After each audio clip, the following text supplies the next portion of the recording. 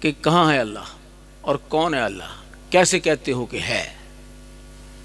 کیسے کہتے ہو کہ وہی ہے؟ کیسے کہتے ہو کہ یہ قرآن اللہ کا کلام ہے؟ کیسے کہتے ہو کہ محمد صلی اللہ علیہ وسلم کو اللہ نے بھیجا؟ کیا ثبوت ہے کہ اللہ کی طرف سے وہی آتی تھی؟ ہاں، لکھوی خاندان کے چشم و چراغ حضرت مولانا ڈاکٹر زعیم الدین لکھوی حافظہ اللہ تعالی کو دعوت سخن دیتا ہوں۔ صدارتی کلمات کے لیے تشریف لاتے ہیں حضرت مولانا ڈاکٹر زعیم الدین لکھوی حافظہ اللہ تعالی۔ الحمدللہ الحمدللہ نحمدہ ونستعینہ ونستغفرہ ونؤمن بہ ونتوکل علیہ ونعوذ باللہ من شرور انفسنا ومن سیئات اعمالنا من یہدہ اللہ فلا مضل لہ ومن یہدہ اللہ فلا مضل لہ ومن یضللہ فلا ہادی لہ ونشہد ان لا الہ الا اللہ وحدہ لا شریک لہ ونشہد ان محمدا عبدہ ورسولہ ارسلہ بالحق بشیرا ونذیرا بین یدی الساعہ ومن یطع اللہ ورسولہ فقد رشد واہتدی ومن یعص اللہ ورسولہ فقد ضل وغوی۔ کوئی روشنی بند ہو سکتی ہے؟ مجھے نظر آئیں، میں جن سے بات کرتا ہوں مجھے بھی ان کے چہرے نظر آئیں، مجھے پتہ چلے۔ جزاک اللہ۔ ساری تعریفیں اللہ کے لیے ہیں، ہم اس کی حمد بیان کرتے ہیں۔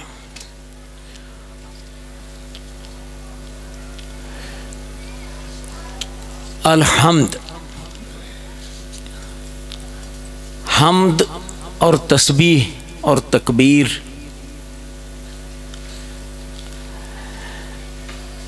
آپ بھی سوچیں گے کہ یہ کیا خطبہ صدارت ہے کہ یہ کلمات جو ہیں ان کی بات ہو رہی ہے۔ آج کے دور میں جس دور میں ہم زندہ ہیں، ہم سانس لے رہے ہیں، اس دور کے فتنے جو ہیں ان فتنوں کو یہی کلمات ہیں جو ہمیں ان سے بچنے کا راستہ دکھاتے ہیں۔ ان کی معنویت اور اس کا تعلق ہے حضرت ابراہیم علیہ السلام کی اس فہم و فراست سے کہ جس طرح سے انہوں نے اس دور میں اللہ کو پہچانا۔ کس طرح ہے کہ ہم سمجھتے ہیں کہ آج کی فتنے کیا ہیں۔ مثلا ہم لوگ اہل حدیث کہلاتے ہیں اپنے آپ کو، اور 70 سال سے ہم جس معاشرے میں رہ رہے ہیں، خاص طور پر ہم نے تربیت پائی، تعلیم پائی تو شرک اور بدعت کے محاذ پر۔ لیکن جو محاذ اب کھل رہا ہے اور اس کا ادراک اور فہم ہمیں ہے یا نہیں ہے، وہ الحاد کا ہے۔ اور الحاد کے محاذ پر جو ہتھیار ہیں اور جو تیاری ہے، اب اس کو بند رکھیں گے ذرا، مہربانی ہے، وہ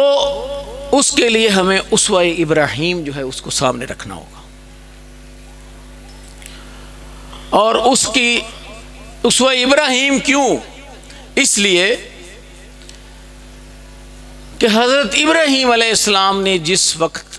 آنکھ کھولی تو اس وقت اللہ کو کوئی نہیں جانتا تھا۔ ہم نے اپنے گھروں میں آنکھ کھولی ہے تو ہم نے اپنی ماں سے لا الہ الا اللہ سیکھا ہے، اور اپنے باپ کی انگلی کے ساتھ مسجدوں میں آئے اور دین سیکھا،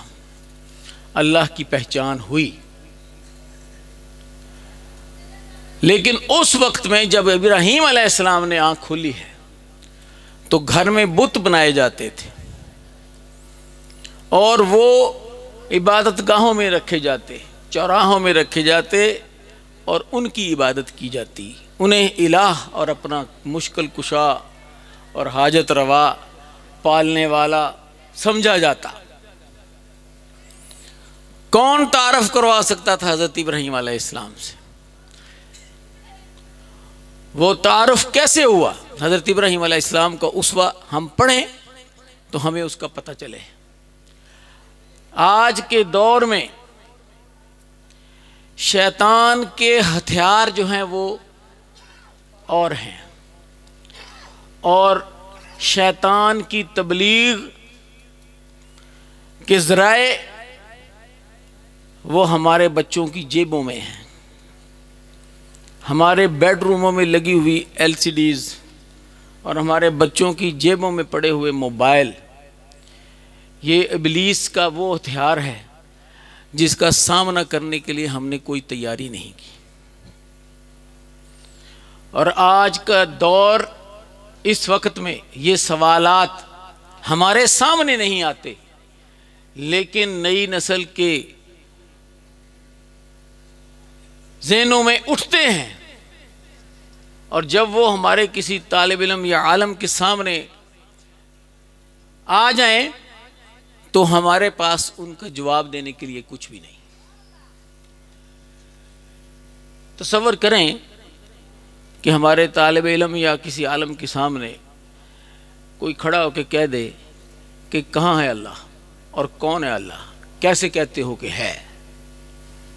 کیسے کہتے ہو کہ وحی ہے، کیسے کہتے ہو کہ یہ قرآن اللہ کا کلام ہے،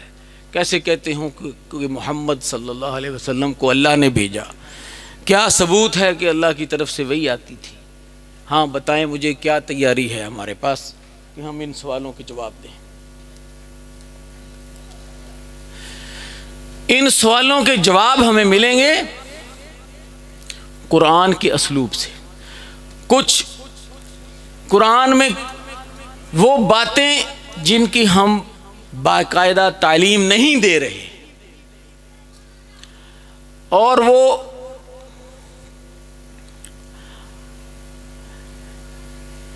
قرآن میں جگہ جگہ ان کا ذکر ہوتا ہے۔ اعوذ باللہ من الشیطان الرجیم، بسم اللہ الرحمن الرحیم، جیسا کہ سورہ بقرہ شروع ہوتی ہے اور اس میں جو پہلا حکم آتا ہے تو وہ کیا ہے؟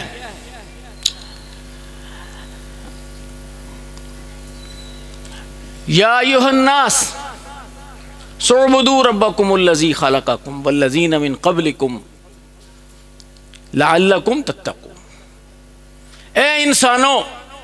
اللہ کی عبادت کرو جس نے تمہیں بنایا اور ان لوگوں کو بنایا جو تم سے پہلے تھے، تاکہ تم بچ سکو۔ تو یہ جو اسلوب ہے اس میں تخلیق کے عمل کا ذکر ہے اور ان لوگوں کی تخلیق کا بھی ذکر ہے جو تم سے پہلے تھے۔ اس اسلوب پر، اس تخلیق پر غور کرنا وہ ہمارے طالب علم کے لیے اور عالم کے لیے ضروری ہے یا نہیں؟ وہ تخلیق کا عمل کیا ہے؟ اور پھر اس سے اگلی آیت میں فرمایا اعوذ باللہ من الشیطان الرجیم،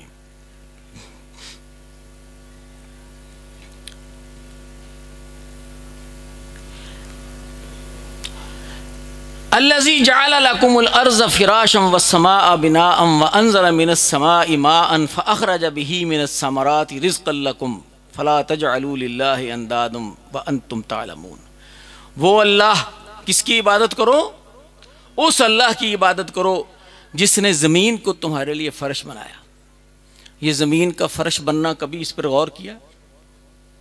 ہمارے طالب علم اس پر غور کرتے ہیں کہ نہیں؟ اب کریں، یہ سوال سامنے آنے والے ہیں، اور جیسے جیسے زندگی میں ہمارا انٹریکشن، ہمارا رابطہ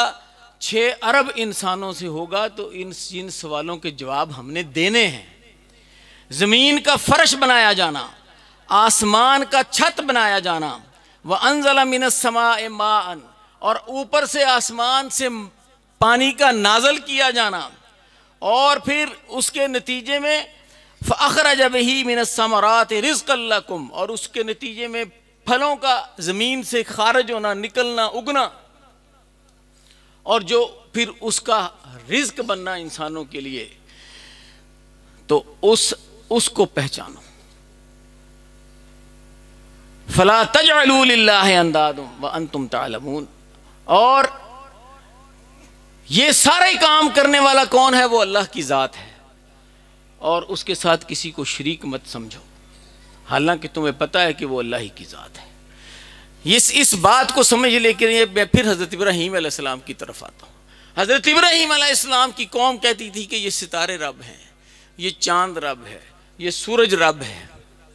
اور حضرت ابراہیم علیہ السلام ستاروں کو دیکھتے ہیں، چاند کو دیکھتے ہیں، سورج کو دیکھتے ہیں، اور سال ہر سال دیکھتے ہیں۔ قرآن میں جب ہم پڑھتے ہیں نا ستارے کی بات، چاند کی بات اور سورج کی بات، تو ایسے لگتا ہے جیسے ایک ہی رات میں سارا واقعہ پیش آ گیا۔ ستاروں کو دیکھا، وہ ڈوب گئے، تو کہا یہ نہیں ہو سکتا، جو خود ڈوب جائیں وہ رب ہوں۔ ان کی قوم چاند کو بھی پوجتی تھی، چاند کو دیکھا، پھر سورج کو دیکھا، پھر سورج کا چڑھنا، سورج کا غروب ہونا، اور یہ دیکھا کہ یہ سورج سال ہر سال اس کو دیکھا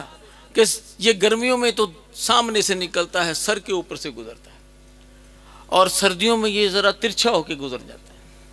اور اگلے سال پھر یہ وہیں سے، ایک سال بعد اس کو یہ وہیں سے پھر چلتا ہے اور وہیں سے گزر جاتا ہے۔ تو کیا فرمایا، کیا سمجھا؟ انہوں نے سمجھا یہ سورج، یہ چاند، یہ ستارے، یہ جس نظام میں چل رہے ہیں وہ نظام کسی کا کھڑا کیا ہوا ہے۔ پیچھے کی سوچ، جیسے اس سپیکر کو آپ دیکھتے ہیں تو آپ کو سمجھ میں آتا ہے کہ یہ سپیکر کسی کا بنایا ہوا ہے، یہ کہیں بنا ہے، اس کے اندر پرزے ہیں، وہ کہاں کہاں بنے آپ کے تصور میں آتا ہے، تو پھر آپ کو وہ کاریگر بھی سمجھ میں آتا ہے جس نے اس کو جوڑ دیا، اس کی بیٹری کا سسٹم، اس کا کھوکھا، اس کا یہ سارا کچھ ملا کے پھر اس کو سپیکر کی شکل دے دی، اس کاریگر کی بھی سمجھ میں آتی ہے۔ تو حضرت ابراہیم علیہ السلام نے بھی غور کیا اور اس نتیجے پر پہنچے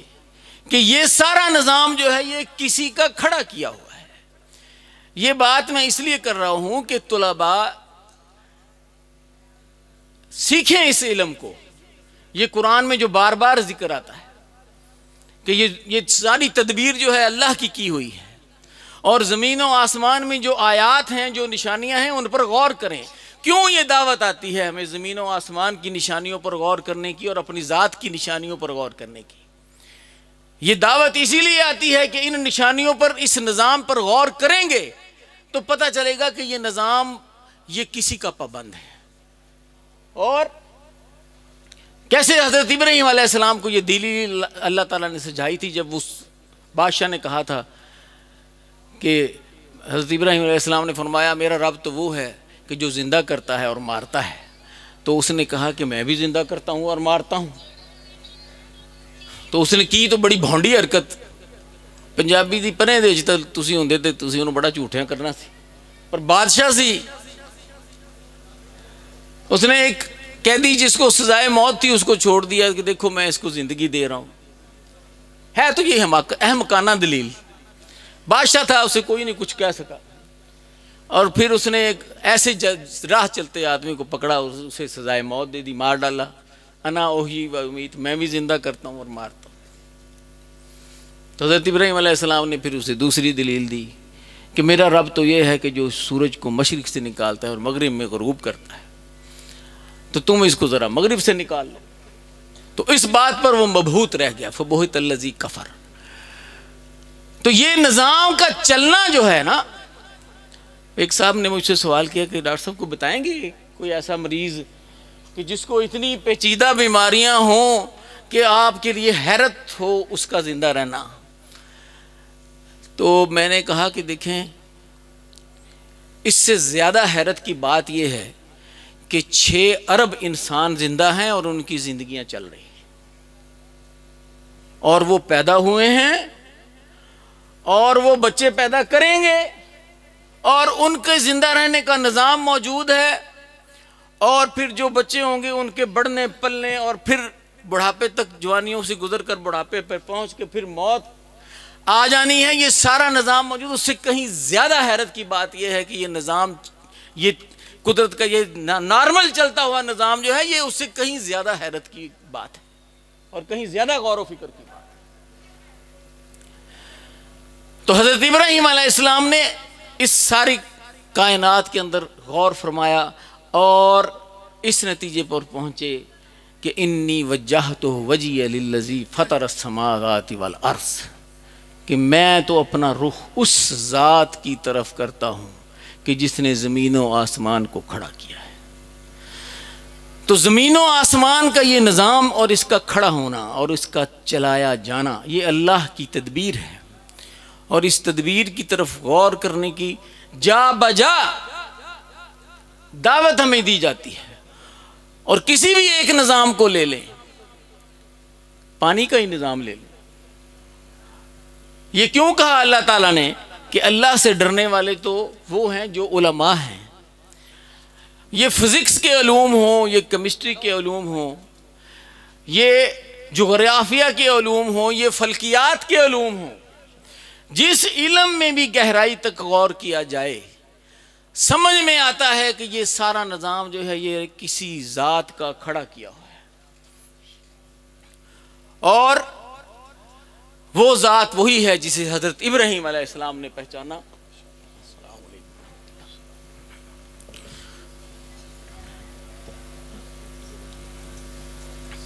اور پھر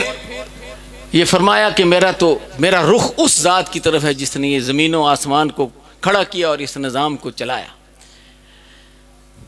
تو میرے بھائی، جب ہم الحمدللہ کہتے ہیں اور سبحان اللہ کہتے ہیں تو اصل میں ہم اس بات کا ادراک کرتے ہیں، اور ہمیں کرنا چاہیے کہ یہ اس سارے نظام زندگی، نظام کائنات، جمادات، حیوانات اور فلکیات، ان سب نظاموں کا اتنا درست چلنا، یہ ایک ایسی ذات کی تدبیر ہے کہ جس کے نظام میں کوئی خامی نظر نہیں آتی۔ فرجع البصر هل تری من فطور، پھر گھوم گھوم کے دیکھو، بار بار دیکھو کہ کہیں تمہیں کوئی فطور، کوئی خرابی نظر آتی ہے۔ تو اس کا نتیجہ کیا نکلتا ہے؟ یہی کہ ناکام و نامراد نظریں واپس آتی ہیں اور کہیں کوئی خامی نظر نہیں آتی، اور یہ وہ رب ہے اور اس رب کی طرف ہمارا رخ ہونا چاہیے، اور اس ساری کائنات کو وہ چلانے والا اکیلا ہے۔ اور کسی بھی ایک نظام پر غور کرنا اور تمام نظاموں پر غور کرنا، یہ آج کے طالب علم کی اور دین کے استاد کی ذمہ داری ہے، کیونکہ وہ 6 ارب انسانوں کے سامنے اللہ کی ذات کی پہچان کروانے کا وارث ہے، علماء نبوت کے علوم کا وہ وارث ہے، اور اس نے 6 ارب انسانوں کے سامنے جو ہے اس وراثت کے حق کو ادا کرنا ہے۔ یہ نظام کائنات جس اصول پر زمین اور سورج ایک دوسرے سے ایک مخصوص فاصلے پر رہتے ہوئے چلنے کے پابند ہیں، اسی اصول کے مطابق ایک الیکٹران ایک ایٹم کے مرکز کے گرد گھومنے کا پابند ہے۔ اور یہ کس نے یہ کھڑا کیا؟ دیکھیں، اللہ تعالیٰ ہمیں دعوت دیتے ہیں فکر کرنے کی، کشتیوں کے پانیوں پر تیرنا اور پرندوں کا فضاؤں میں اڑنا، ان سب باتوں پر غور کی اللہ تعالیٰ ہمیں دعوت دیتے ہیں۔ تو وہ اصول ہیں، وہ نظام ہیں جو اللہ کی قدرت ہیں کہ جنہوں نے ان سب چیزوں کا چلنا طے کیا ہوا ہے۔ موسموں کا بدلنا، بارشوں کا برسنا، پانی جو اوپر سے نیچے بہنے کی طرف مجبور ہے، وہی پانی ایک ایسا نظام ہے، ایک ایسی تدبیر ہے اللہ کی کہ جو نیچے کی طرف بہہ رہا ہے، دریاؤں میں نیچے ہی بہتا چلا جا رہا ہے، لیکن جہاں سے آ رہا ہے وہاں ختم نہیں ہوتا، جہاں جا رہا ہے وہاں پہ بھرتا نہیں۔ یہی پانی جب گرمی پاتا ہے تو یہ بجائے نیچے بہنے کے اوپر اٹھنا شروع ہو. اور وہ اصول ہیں اللہ کے بنائے ہوئے، ایک ذات کے بنائے ہوئے، اس ذات کو پہچانیں، اس کی تدبیر کو دیکھیں اور اس کی تدبیر سے اس ذات کو پہچانیں کہ وہ پانی، ایک پانی کا ہی نظام ہے، ہائیڈرولوجی کا علم ہے، یہ ایک پانی ہی کے نظام کو سمجھ لیں. وہ پانی جو نیچے کی طرف بہنے کے پہ مجبور ہے، وہ اس کے لیے ایسے اصول ہیں، کیپلری سسٹم ہے کہ وہ درخت کی جڑ میں آتا ہے تو پھر وہ درخت کی چوٹی تک بھی پہنچ جاتا ہے، نیچے سے اوپر کی طرف چلتا ہے، اور سمندر میں پہنچ کے یا کہیں بھی وہ اس کے لیے ایسا نظام موجود ہے کہ اس کے بخارات ہوا میں تحلیل ہو کر اوپر اٹھتے ہیں، اور اوپر جیسے ہی اوپر اٹھتے ہیں اوپر درجہ حرارت کم ہوتا چلا جاتا ہے. جب کسی جہاز میں کوئی 35,000 فٹ کی بلندی پر چلیں تو دیکھا ہوگا ساتھیوں نے کہ وہاں پہ جو درجہ حرارت باہر کا بتاتے ہیں تو کئی دفعہ -67 ڈگری، 60 ڈگری، 50 ڈگری منفی تک وہاں پہ درجہ حرارت اوپر ہوتا ہے 35,000 فٹ کی بلندی پر. جیسے یہ بخارات اوپر اٹھتے ہیں وہاں پہ پھر یہ پابند ہوتے ہیں کہ یہ دوبارہ اکٹھے ہو جائیں. کس نے پابند کیا؟ اور یہ اصول کس کا بنایا ہوا؟ اور وہ پھر اکٹھے ہو کر پھر ہواؤں کے زیر اثر رخ کرتے ہیں خشکیوں کا، پہاڑوں کا. آپ تصور کر سکتے ہیں کہ 35,000 فٹ کی بلندی کے پہاڑ کی چوٹی پر ایک بالٹی پہنچانے کے لیے کتنی تگ و دو کرنی پڑے گی، اور یہ کروڑوں ٹن پانی جو ہے یہ اللہ نے ایسا نظام کھڑا کیا ہے کہ یہ سمندروں اور دریاؤں سے واپس پہاڑوں کی چوٹیوں تک پہنچتا ہے. یہ سارے نظام جو ہیں یہ بتاتے ہیں کہ اس کی تدبیر کرنے والی کوئی ذات ہے. اس کو ہم صرف اس لیے کہ ہمارے ماں اور باپ نے سمجھا دیا، سکھا دیا، پڑھا دیا کہ یہ اللہ ہے، اس طرح سے نہ دیکھیں، بلکہ اس کو اپنی آنکھیں کھول کے قرآن میں جو بار بار دعوت ہے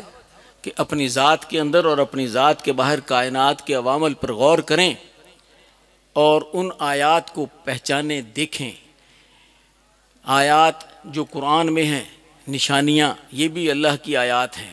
اور جو زمین پر پھیلی ہوئی ہیں وہ بھی اللہ کے وجود کی اور اللہ کی فطرت کی نشانیاں ہیں، ان پر بھی غور کریں. تو اللہ تعالی ہمیں سمجھ دے. آج کے دور میں جو گمراہیاں ہیں ان میں الحاد سر فہرست ہے، بغاوت بھی ہے، شرک بھی ہے، بدعت بھی ہے، معصیت بھی ہے، ظلم بھی ہے، یہ سارے اندھیرے ہیں. لیکن الحاد جو ہے وہ سب سے زیادہ مہلک بیماری ہے جو ہمارے آنے والی نسل پر حملہ آور ہونے والی ہے، اور اس کے لیے ہمیں قرآن سے وہ تمام آیات جو قدرت پر چلتے ہوئے نظاموں پر غور کرنے کی آتی ہیں، ان پر غور و فکر اور ان کی تشریح اور تفسیر خصوصی انداز میں ہمارے طلباء اور علماء کے سامنے آنی چاہیے، اور ہمیں اس کا اہتمام کرنا ہوگا. اور دیگر گمراہیاں جو آج کے دور کی ہیں،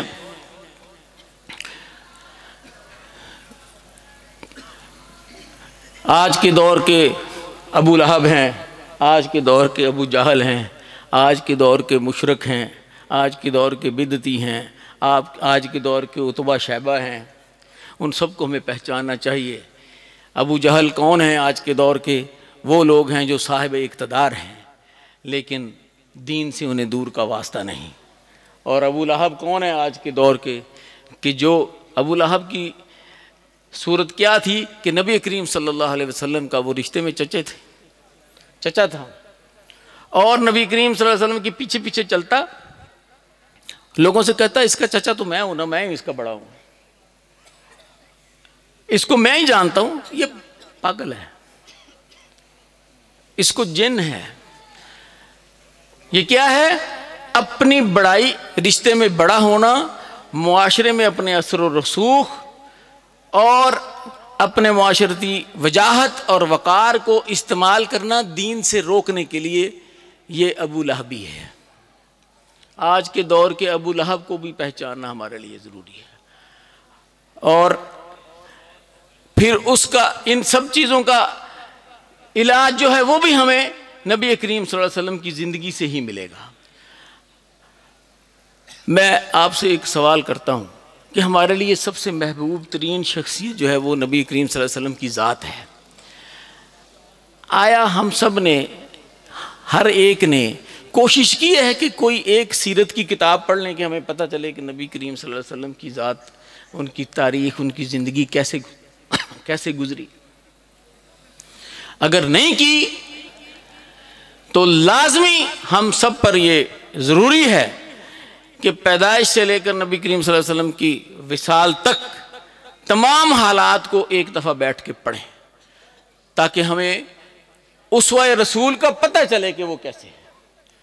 مسائل تو ہم پڑھتے ہیں، سیرت کی کانفرنسوں میں ہم بیچ میں سے علم جو ہے وہ ہمیں ہو جاتا ہے نبی کریم صلی اللہ علیہ وسلم کی زندگی کا، لیکن یہ علم اول سے لے کر نبی کریم صلی اللہ علیہ وسلم کی پیدائش سے لے کر یا پیدائش کے پہلے سے حالات سے بھی لے کر نبی کریم صلی اللہ علیہ وسلم کے وصال تک کن مراحل سے نبی کریم صلی اللہ علیہ وسلم کی زندگی گزری، اس کو ایک طرح سے الف سے لے کر یہ تک اس کا ایک وقت میں مطالعہ جو ہے وہ ہر شخص کے لیے ضروری ہے، تاکہ اسے پتہ ہو کہ میرے نبی صلی اللہ علیہ وسلم کی زندگی کیا تھی. تو اس وقت جس دور میں ہم زندہ ہیں اور جو ہمارے پاس جو علوم اور اس کے ذرائع ہیں اس وقت بہت لامحدود ہیں، اس لیے کہ علم تک رسائی اور علم کا حصول جتنا آسان آج ہے انسانی تاریخ میں کبھی بھی نہیں تھا. موبائل نے، کمپیوٹر نے، لیپ ٹاپ نے ہر حدیث، بلکہ حدیث کی ہزاروں کتابوں تک رسائی چند منٹ میں ممکن کر دی ہے. یہ تو ہمیں حاصل ہو گیا کہ علوم کے وسائل تک، کتابوں تک ہماری رسائی بالکل آسان ہو گئی. اور جس چیز کی اب ہمیں ضرورت ہے وہ یہ ہے کہ ان علوم پر اپنے کردار کی تعمیر، اس کے لیے، اس کردار کے لیے ایمان اور تقوی کی ضرورت ہے، اور اس کردار کے لیے اساتذہ اور علماء جو ہیں ان پر زیادہ ذمہ داری آتی ہے کہ علوم کے ساتھ ساتھ تربیت جو ہے اس کا پہلو اس کو سامنے رکھیں. اور اس بات کی ضرورت ہے کہ علوم تو ہمارے تک پہنچ گئے، لیکن ان علوم کے نتیجے میں ہمیں جو اللہ نے دین اور طریقہ زندگی دیا ہے ہم اس کو اپنانے کا سلیقہ بھی سیکھیں، اس پر راضی بھی ہوں، اس بات پر بھی راضی ہوں کہ اللہ ہمارے رب ہیں اور محمد صلی اللہ علیہ وسلم ہمارے لیے نمونہ حیات اور رسول ہیں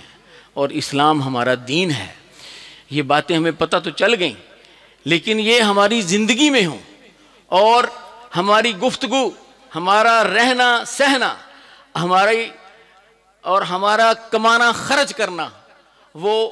اس رہنمائی کے مطابق ہو جائے جو ہمیں اللہ اور اللہ کے رسول نے عطا کی ہے. ہماری، جیسے نبی کریم صلی اللہ علیہ وسلم، جیسے ہم تحیات میں کہتے ہیں التحیات للہ والصلوات والطیبات، کہ ہماری گفتگویں جو ہیں وہ بھی اللہ کے لیے ہو جائیں، اور ہماری بدنی باتیں، ہماری تمام معاملات، ہمارے کرنے والے کام وہ سب اللہ کی ہدایت کے مطابق ہو جائیں، اور طیبات، ہمارے مالوں کا کمانا اور خرچ کرنا وہ بھی اللہ کی دی ہوئی رہنمائی کے مطابق ہو جائے. اور نبی کریم صلی اللہ علیہ وسلم کا جو فرمان ہے کہ ان صلاتی و نسکی و محیای و مماتی للہ رب العالمین، تو ہماری عبادتیں، ہمارا رہنا سہنا، زندگی کی سارے سلیقے اور مرنے کا سلیقہ بھی وہ بھی ہم سیکھیں، اور وہ اس معیار کے مطابق ہو جس کے مطابق ائمہ کرام اور محدثین نے محنت کر کے خالص دین اور اصل بات جو ہے وہ ہم تک پہنچائی ہے. اور تحفظ ختم نبوت کا حق بھی یہی ہے کہ صحیح حدیث اور صحیح اسوہ رسول، اس کو اپنے آنے والی نسلوں تک ہم پہنچائیں۔ تحفظ ختم نبوت اصل میں یہی ہے، اور اس کا حق ہمارے بڑوں نے ادا کیا، اور اللہ ہمیں بھی توفیق دے کہ ہم اس کو ادا کریں، اور قیامت تک جو اپنی آنے والی نسلیں ہیں ان تک خالص دین کو ٹھیک انداز میں پہنچائیں، اور اس میں علوم کے الفاظ کے ساتھ ساتھ جو ہے عمل اور عمل کا سلیقہ، اس کو بھی ہم اپنے اگلی نسلوں تک پہنچا سکیں۔ اور یہ اس کے حصول کے لیے جو ہے وہ ہمیں، جیسے ابھی شیخ میر محمدی فرما کے گئے ہیں، اخلاص کی ضرورت ہے، تقوی کی ضرورت ہے، اور جب تقوی ہوگا، اخلاص ہوگا، اور پھر اس پر صبر بھی ہوگا، تو پھر اللہ کی مدد بھی آئے گی، اور یہ دین جو ہے یہ غالب ہوگا، اور اس نظریہ پاکستان، یہ تقسیم ہند کی جو حقیقت ہے اور تقسیم ہند کی جو اصلیت ہے، اس کے جو روحانی، نظریاتی، فکری اور جغرافیائی حدود ہیں جس کی وجہ سے ہم نے یہ خطہ حاصل کیا تھا، اس کا حق ادا کرنے کے لیے اس خطہ پاک میں دیگر تمام نظریات کی نفی کر کے صرف ایک نظریہ جو، اور ایک تمدن اور تہذیب اور دین، وہ کیا ہے، ہماری تہذیب کیا ہے، ہمارا تمدن کیا ہے، اور ہمارا دین اصل میں ہوتا ہی، دین کہتے ہیں سلیقہ زندگی گزارنے کا طریقہ، اور زندگی گزارنے کا طریقہ ہمارے لیے اللہ نے اسلام کو پسند کیا ہے، اور وہ سکھایا ہے ہمیں نبی کریم صلی اللہ علیہ وسلم نے۔ اور یہ خطہ پاک یہ حاصل ہی اس لیے کیا گیا تھا کہ یہاں پر یہ حضرت قائد اعظم نے فرمایا تھا کہ یہ خطہ لیبارٹری ہے، یعنی یہاں پہ ہم ایسے لوگ پیدا کریں گے، لیبارٹری میں چیزیں پیدا کی جاتی ہیں نا، یہاں پر ہم ایسے لوگ پیدا کریں گے جو دنیا کو دکھائیں گے کہ اسلام کا معاشرتی نظام کیا ہوتا ہے، اسلام کا معاشی نظام کیا ہوتا ہے، اسلام کا سیاسی نظام کیا ہوتا ہے، اسلام کا عدالتی نظام کیا ہوتا ہے۔ اور یہ مقصد اس خطہ کو حاصل کرنے کا ابھی تک تشنا ہے، اور اس کے لیے اس نظریہ پاکستان کی راہ میں ہماری کم علمی، کم ہمتی اور بے بصیرتی جو ہے وہی آڑے آئی ہوئی ہے۔ تو ہمیں چاہیے کہ ہم قرآن و سنت کو رہنما بناتے ہوئے اور نبی کریم صلی اللہ علیہ وسلم کی زندگی کو سامنے رکھتے ہوئے دین کے علمبرداروں پر یہ لازم ہے کہ پوری حکمت، بصیرت اور قوت کے ساتھ آگے بڑھیں، اور نظریہ پاکستان کو اس کا حقیقی قالب دیں۔ اس میں تعاون کرنے والوں کے ساتھ تعاون کریں، ان کا تعاون لیں، اور مخالفت کرنے والوں کے سامنے کھڑے ہوں، اور سیاستدانوں کے اعلی کار نہ بنیں،